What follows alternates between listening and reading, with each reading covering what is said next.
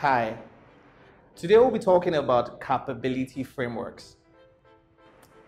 One of the most important responsibilities of a business analyst is to help companies go from where they are today to where they want to be in the future.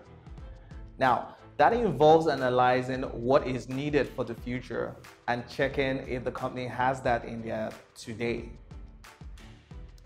Oftentimes, there's a gap between the capabilities needed for the future and the capabilities they have today. That is what's popularly called gap analysis.